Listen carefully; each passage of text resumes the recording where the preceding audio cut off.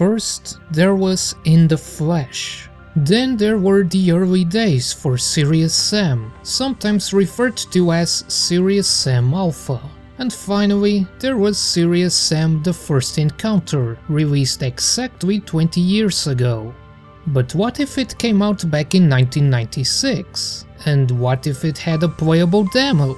That's the best way I have of explaining Seriously Retro Karnak 1996, a mod for Serious Sam Fusion that aims to turn it into something that looks like an FPS from 1996. The levels, the enemies and the weapons have all been adjusted into looking more blocky and pixelated. And I have to say, I really like the result. It's colorful and cartoony, but not in a way that the classics or even 2 and Next Encounter were. The way it uses colors reminds me more of something like Mario 64. And if you want that extra touch of authenticity, you can always use console commands to render the game at stupidly low resolutions. Karnak.Blood is the sole single-player level here, and it's a remixed version of Karnak, one of the last few levels from the First Encounter. However, the weapon progression and enemy placements are actually much closer to the version of Karnak used in the old First Encounter demo.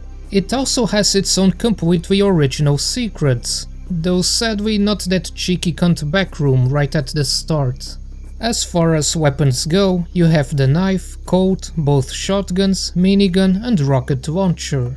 The Colt is significantly faster, and the shotguns seem a bit faster as well, but functionally they're more or less the same as in the vanilla games. And they feel good to shoot, with a subtle screen shaking effect combined with new blood and gore effects added to enemies. Not every enemy is present here, it's mostly just the smaller enemies like Queers and Gnars. But like the weapons, they look good and have new animations. The player also has the ability to sprint, which wasn't a thing until BFE. There were areas in the encounters where sprinting would be useful for going places, but here it's mostly useful for moving in combat. And the combat is just nice, you know? It starts easy with some beheaded soldiers, but ramps up in intensity as you progress, concluding with a large open area and a ton of enemies to blow up. I've seen some people say that the Heart Room is too hard on Serious difficulty, but I mean, Serious is always really hard. Honestly, the only thing I don't like about it is that it's criminally short and leaves me begging for more. It only goes up to the Yank pool, ending in a battle against a big bad reptiloid. This is only the halfway point of the original Karnak level, and it took me about 12 minutes to finish on my first playthrough.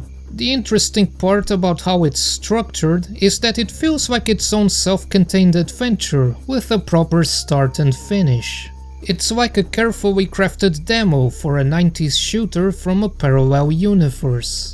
Maybe this doesn't spark up any butterfly-flavored memories for you, but I miss that late 90s, early 2000s era where every month there were game magazines that came with CDs featuring a whole bunch of demos for games that I might have never even heard of. Sometimes there were favorites that I would replay over and over since their short length made them easy to pick up and play. Hell, that was how I first discovered Serious Sam. I played that Second Encounter demo so many times that I was actually kind of confused when I finally got the full game, and it turned out that the demo was actually spliced from 2 different levels. Now those were some good surprise mechanics.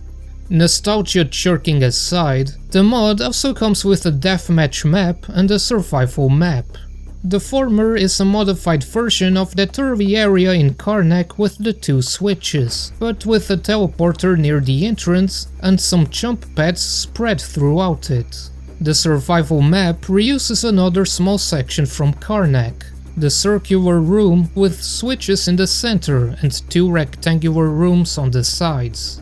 Flicking the switches causes goodies to appear, and the action turns into a cycle of running around the center while avoiding the increasingly dangerous waves of enemies. But really, Seriously Retro is just an all-around good time, and while it's very short and the gameplay very simple, it's also worth replaying a few times. If you own the HD Serious Sam games on Steam, definitely check it out, and once again, frag like it's 1996.